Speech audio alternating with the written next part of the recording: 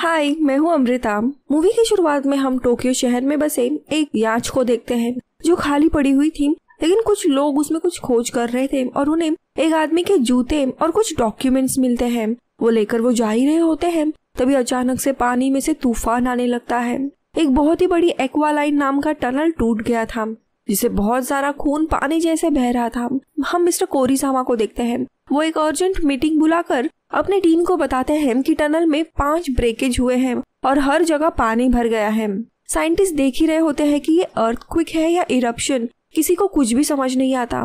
तभी समुद्र से धुआं निकल रहा होता है। ये देखते हुए पुलिस आसपास के सारे लोगों को रेस्क्यू कराती है, लेकिन इस सारी बातों से लोगों को काफी मजा आ रहा था। इंटरनेट पर समुद्र की वीडियो वायरल हो रही थी, जिसे deputy chief cabinet secretary mister Ando ने प्राइम मिनिस्टर और पार्टी के बाकी लोगों को बताया था कि समुद्र में दरअसल एक जिंदा जीव है। सबको लगता है ये कोई व्हेल या दूसरी बड़ी मछली होगी, पर कोई कहता है कि पानी का टेम्परेचर 100 डिग्री से भी ज्यादा बढ़ चुका है, जो किसी भी मछली के बस की बात नहीं है।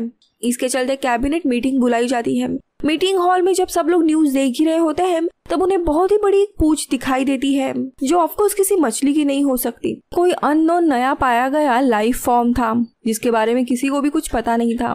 अब सभी लोग वोट करके क्रीचर को मारने का डिसीजन लेते हैं, क्योंकि उस क्रीचर के कारण टोक्यो शहर का काफी नुकसान हुआ था। कुछ देर के बाद पता चलता है वो क्रीचर तामा रिवर से एयरपोर्ट की तरफ जा रहा है, जिसके कारण किनारों पर बाढ़ आ गई है और काफी नुकसान हुआ है, काफी लोग मारे गए हैं। इतने में ही 3 साइंटिस्ट पीएम को भी ये सारी जानकारी देते हैं। तभी हम शिमोरा को देखते हैं, जो यागुची को बताता है कि उसकी एक कॉलेज फ्रेंड हिरोमा इस बारे में जल्दी पता लगा सकती है। तो यागुची उस लड़की को बुलाने की परमिशन दे देते हैं। हिरोमा यहाँ आकर उस क्रीचर की एक वीडियो देखती है और उस क्रीचर के बारे में जानकारी देने लगती है कि जैसे इस क्रीचर के पास पैर है और ये जल्द ही जमीन पर भी आ सकता है, पर उसकी बात पर कोई भी भरोसा नहीं करता।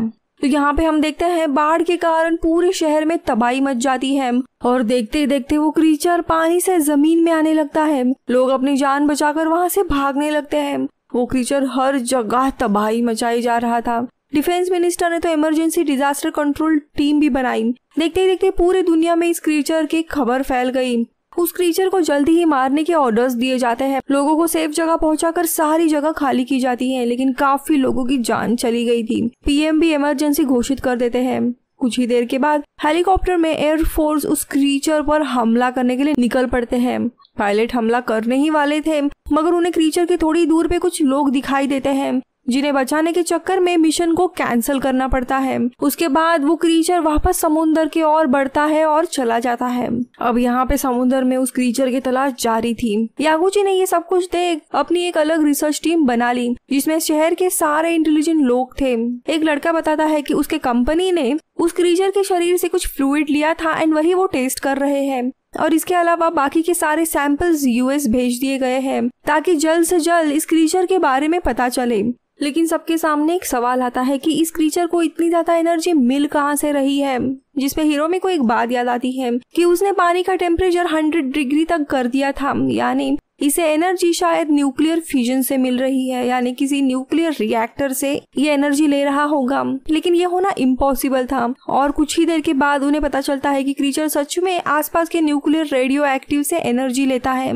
इसी दरम्यान यूएस मिनिस्ट्री से आए कायो को उनसे मिलने आते हैं। कायो को यागुची से कहता है कि तुम्हें एक आदमी जिसका नाम गोरो माकी है उसे ढूंढना होगा। गोरो माकी ने ही कुछ सालों पहले इस क्रीचर के होने की बात कही थी और हमें यहाँ पे पता चलता है गोरो माकी वही इंसान है जो कुछ दिन पहले मिले याच से गायब हुआ था।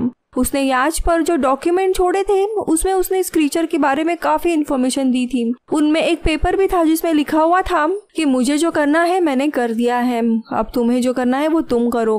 क्रीचर का नाम गॉडजिला था, जिसमें गॉड का मतलब है भगवान। गॉडजिला असल में पानी की एक एंशिएंट स्पीशीज थी, जिसने समुद्र में फेंके हुए रेडियो एक्टिव मटेरियल को डाइजेस्ट कर लिया था और उन्हीं को खाने के कारण से अब वो पूरी तरीके से ऐसा बन गया था। समुद्र से जमीन पर आने में भी गॉडजिला का शरीर बड़ा होते जाता है। अब यहाँ पे यागुची कायोको को गॉडजिला के शरीर का पूरा स्ट्रक्चर और अनरिजॉल्व रिपोर्ट देता है, जो गोरो माकी ये इंसान छोड़ के गया था। यूएस के इस मैटर में बढ़ते इंटरेस्ट से पता चलता है कि उन्हें गॉडजिला को यूएस लेके जाना है ताकि वो सबसे इवॉल्व क्रीचर को अपने पास रखे।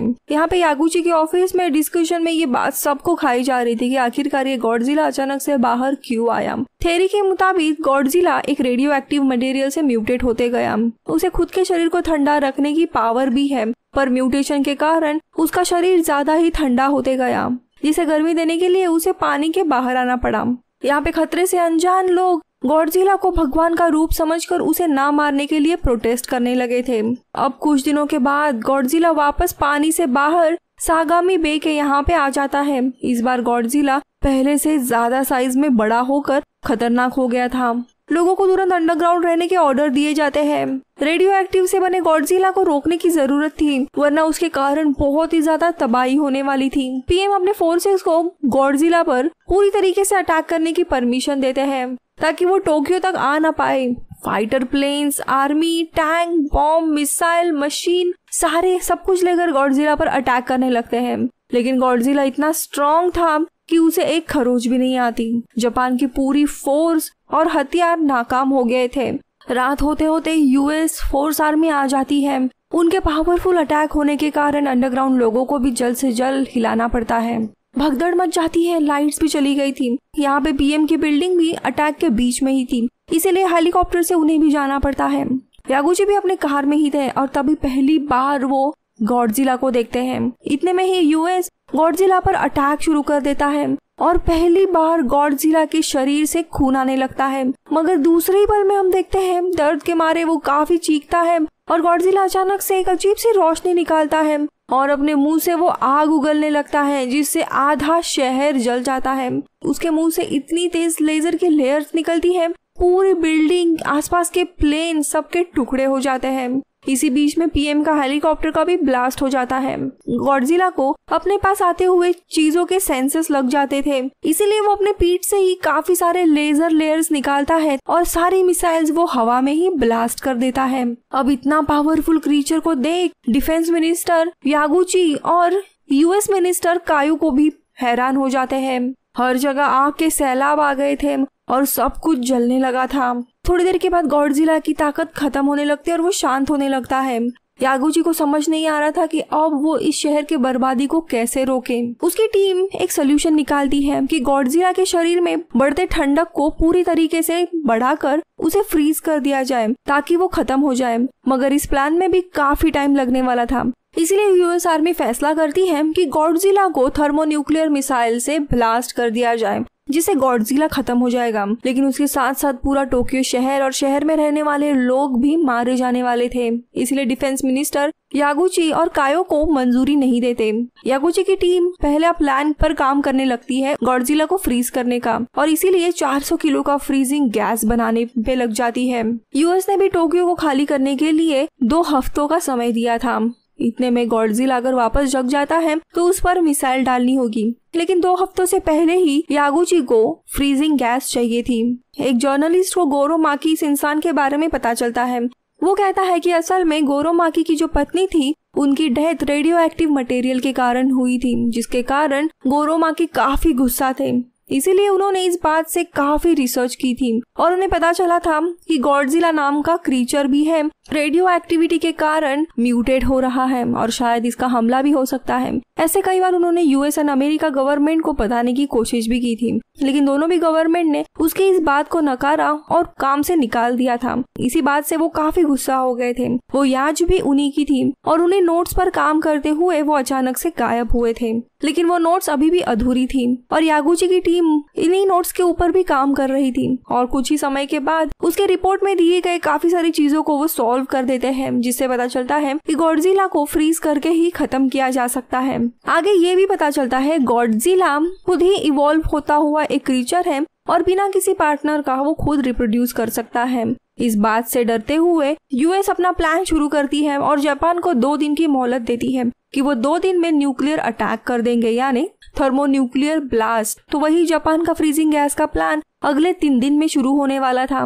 इसीलिए कायो को अपने पॉलिटिकल पावर का यूज करके यूएस से थोड़ा समय और मांगते हैं। अब यहाँ पे जापान को काफी सारे देश मदद करते हैं गैस पूरी तरीके से तैयार करने के लिए। और 2 दिन के बाद अब एग्जीक्यूशन का दिन आता है, जहाँ पे गॉडजिला शांत उसी शहर में पड़ा हुआ था। सबसे पहले ईशान गॉडजिला पर ट्रेन से अटैक किया जाता है, जिससे वो जग जाता है और अपने पावर का इस्तेमाल करके आसपास वो अटैक करने लगता है। फिर इसके ऊपर चारों तरफ से मिसाइल का अटैक किया जाता है, जिसके बचाव में वो आग उगलता है और बाद में वो लेजर रेस निकालता है।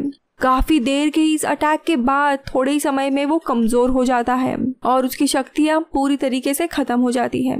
अब यही मौका देख के आसपास की सारी बिल्डिंग का ब्लास्ट कर दिया जाता है और सारा डेब्रिस गॉडजिला पे गिरने लगता है, जिसमें वो दब जाता है।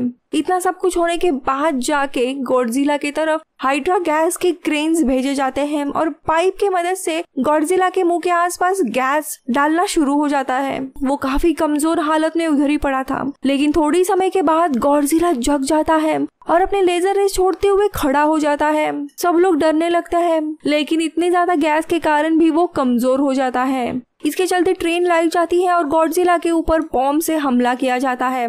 उसे फिर से गिरा दिया जाता है और वो नीचे गिरने के बाद वापस उसके ऊपर गैस का अटैक किया जाता है और देखते ही देखते सारी गैस उसके मुंह की तरफ रिलीज की जाती है। गॉडजिला कैसे तैसे खड़ा हो जाता है, पर कुछ ही देर में पूरी तरीके से ठंडा होकर वो जमने लगता है। उसका टेम्परेचर -200 डिग्री हो गया था। अब वो पूरी तरीके से फ्रीज होकर नीचे गिरता है। आगे ने पता चलता है कि गॉडजिला का शरीर 20 दिन में ही आधा हो जाएगा और करीब करीब 2 से 3 साल में वो पूरी तरीके से खत्म हो जाएगा। लेकिन इंटरनेशनल कम्युनिटी डिसाइड करती है कि इनकेस अगर गॉडजिला इसी बीच में वापस जग गया तो ना चाहते हुए भी उन्हें न्यूक्लियर अटैक यूज करना होगा। इसके लिए जापानीज गवर्नमेंट भी मान जाती है और यहाँ पे हम देखते हैं टोक्यो वापस पहले जैसा बनना शुरू हो गया था। और अंत में हम देखते हैं गॉडजिला की पूंछ पर एक नई स्पीशीज दिखाई जाती है और मूवी इधर ही खत्म। मैं मिलूंगी आपसे अगले वीडियो में, तब तक के लिए बाय बाय।